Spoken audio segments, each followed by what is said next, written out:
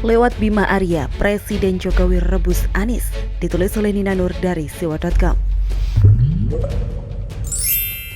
Di balik layar, entah kapan mungkin Presiden Jokowi pernah memarahi Anies karena ketidakbejusan dia bekerja. Tidak dengan kata-kata kasar lah.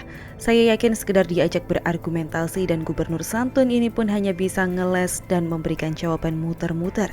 Sambil sesekali ngomong pakai bahasa Inggris. Tapi tentu saja nggak ngefek. Karena kita lihat sendiri bahwa Anies tidak pernah berubah. Tetap sok membela pemerintah pusat, tetap memberi kesan sok tahu dan tetap memihak ke gerombolan yang memusuhi Jokowi. Presiden Jokowi pun mengambil alternatif lain untuk memarahi Anies, misal belusukan di wilayah Jakarta, juga bekerja di lokasi yang harusnya merupakan tempat kerja Anies, seperti mengecek kesiapan rusun Nagrak jadi tempat isolasi tambahan buat pasien COVID. Presiden Jokowi juga memperlihatkan kecepatan kerja luar biasa menyulap asrama haji Pondok Gede jadi rumah sakit tambahan, hanya dalam waktu sekitar seminggu. Ya memang pekerjaan itu pasti bisa dilakukan secepat kilat, apalagi dengan lokasi di Jakarta, yang penting orangnya mau kerja dan mau koordinasi dengan pihak-pihak yang terkait.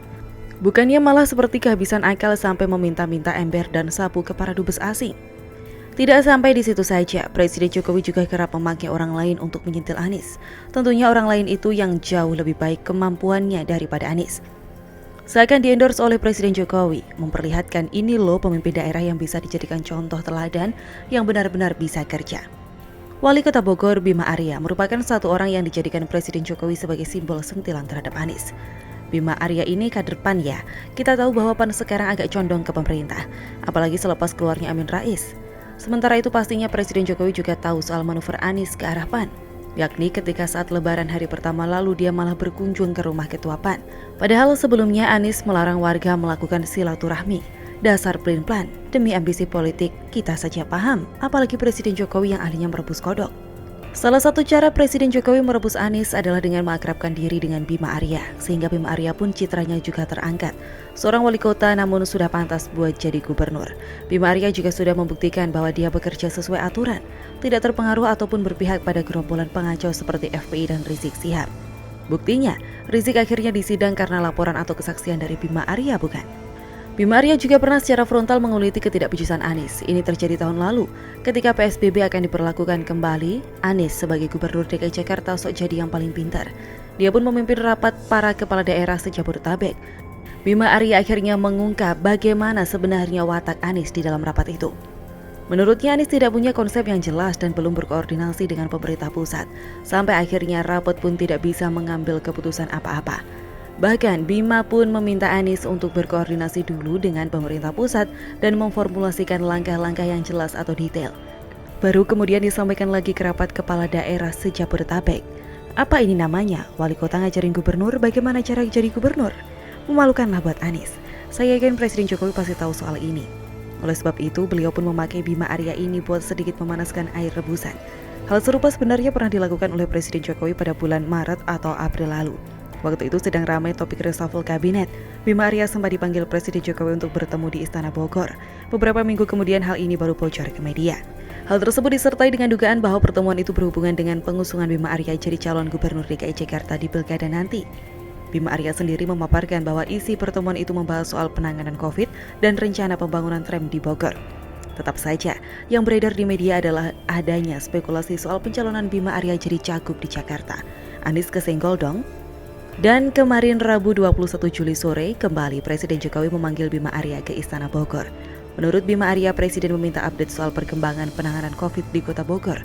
Dia pun menyampaikan laporan penanganan COVID dari hulu ke hilir. Bima Arya juga menyampaikan berbagai usulan, saran, dan permintaan kepada Presiden terkait kebutuhan nakes, oksigen, dan obat-obatan. Tak lupa Bima Arya menyampaikan ke media bahwa menurut Presiden Jokowi, langkah penanganan COVID di Kota Bogor sudah sejalan dengan kebijakan pemerintah pusat yang berfokus membantu kaum duafa dan warga terpapar secara ekonomi. Sekali lagi, Bima Arya sudah nampak dan terdengar seperti seorang gubernur. Paparannya pun jelas, teratur, dan terarah. Gak kayak gubernur yang itu, sok galak sidak ke perkantoran, ternyata salah masuk. Sok pintar cari sumbangan ke para dubes asing, ternyata blunder dan jadi mempermalukan bangsa sendiri. Sok tahu soal angka COVID, dia malah sempat-sempatnya jalan-jalan safari politik ke provinsi lain. Sok melarang warganya keluar rumah, dianya malah sepedaan bersama keluarga. Bukannya dianggap pintar, malah jadi lelucon dan tertawaan publik. Memang tidak perlu dimarahi sama Presiden Jokowi kok, buang-buang energi saja. Biarkan saja dia blunder dan terrebus sendiri.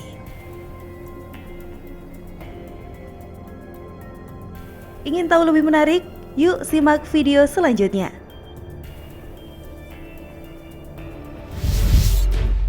Suhu panas pecah kongsi kubu Amin versus kubu Rizik, ditulis oleh Anto Cahaya dari siwa.com. Saat ini sedang memanas suhu perkongsian antara kubu Amin Rais dan kubu Rizik Sihab, di mana kubu Amin Rais disinyalir mulai meninggalkan Rizik Sihab dan teman-temannya. Pemicu keretakan hubungan keduanya dikarenakan bahwa tim gabungan pencari fakta atau TGPF independen terkait tewasnya 6 anggota FPI dan tim forensik independen yang dibentuk Amin Rais dan kawan-kawannya itu tidak menemukan keterlibatan Polri dan TNI. Secara kelembagaan, Polri dan TNI sama sekali tidak terlibat dalam skenario maupun implementasi dalam pelanggaran HAM berat tersebut, kata Amin Rais. Politikus yang sudah terbilang uzur itu mengatakan mendapat kesimpulan itu setelah membaca buku tersebut. Ia kembali mengulang pernyataannya. Dia mengatakan lembaga TNI dari 3 Matra dan Polri tidak terlibat, baik dari segi skenario dan pelaksanaan penembakan tersebut. Meski demikian, Amin Rais tidak secara gamblang menyebutkan pihak yang harus bertanggung jawab dalam penembakan Laskar FPI. Dia mengatakan proses hukum kasus ini harus dilakukan secara terbuka dan jujur. Dia berharap dengan keterbukaan itu kasus pelanggaran HAM tidak akan terulang. Nah, hal itulah yang memicu kubu HRS merasa kalau pernyataan Amin menguntungkan pihak lawan. Tim advokasi Habib Rizik Sihab menyebut pernyataan Amin Rais tentang penembakan Laskar FPI blunder. Sebelumnya, Amin menyatakan bahwa secara kelembagaan TNI dan Polri tidak terlibat kasus penembakan Laskar FPI. Penasihat hukum Rizik Sihab, Aziz Yanuar, menilai pernyataan Amin prematur dan justru merugikan pihak korban. Tapi sebetulnya dapat kita lihat hubungan Amin Rais dan HRS sudah merenggang. Sebelumnya pada pemilu 2014 dan 2019, Amin Rais pakai narasi identitas Islam, termasuk bersekutu dengan HRS dan FPI, tapi gagal total. Situasi dan kondisi pemilihan presiden tentu berbeda dengan pemilihan kepala daerah seperti DKI Jakarta yang memang basis mereka, jadi tidak dapat dijadikan tolak ukur. Sebetulnya kelompok Rizik Sihab ini tidaklah besar hanya karena mereka suka berkumpul dalam bentuk demo. Ditambah kerap ribut di sosial media, maka nampak banyak. Tentu apa yang dilakukan Amin tidak sesuai dengan habit kubu HRS yang suka hiperbola dan bermain imajinasi untuk mengelabui pengikutnya, agar terus dapat menggunakannya sebagai tameng kepentingan para junjungannya. Sudah sering kita baca ungkapan Ibnu Rushd, si jenius dari Andalusia ribuan tahun yang lalu berkata, jika ingin menguasai orang bodoh, bungkus yang batil dengan agama. Begitulah sebenarnya kondisi para pengikut tersebut. Adapun hiperbola semisal ucapan ada umat mereka yang 7 juta sampai 13 juta manusia. Tujuannya membangun sebuah branding, juga modal bergaining yang dapat dijual kepada pihak-pihak yang menjadi lawan bahkan kawan. Selain itu secara intern memberi stigma rasa pede bagi para pengikutnya. Maka jangan heran jika dulu anggotanya suka petantang-petenteng di jalanan. Banyak contoh yang lain sebetulnya, tapi saya justru tertarik dengan manuver si politikus tuek gaik Amin Rais yang oleh banyak rakyat disebutnya Sengkuni. Amin yang sudah mendirikan Partai Umat Pecahan dari PAN ini seolah sedang melihat HRS dan pengikutnya sudah tidak dapat diandalkan suaranya.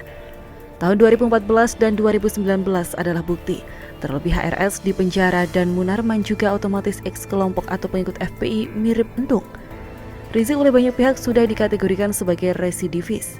Indikatornya karena sudah sering keluar masuk bui bukan sebagai tahanan politik, tapi narapidana dengan tindak kejahatan pada umumnya.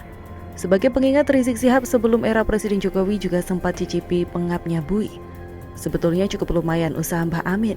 Terlihat ada upaya tidak lagi menggunakan agama sebagai tunggangan dengan politik identitasnya dan kemudian lebih beralih ke moderat dan nasionalis. Tapi sayang, rakyat sudah bosan. Saya prediksi kemungkinan suara konstituen dari Partai Umat adalah kelompok 4L, lu lagi, atau rata-rata sudah lemah, letih, lesu, letoy. Meminjam celetukan legendaris dari Gus Dur, Amin nasibnya menjadi gelandangan politik. Kiranya benar adanya.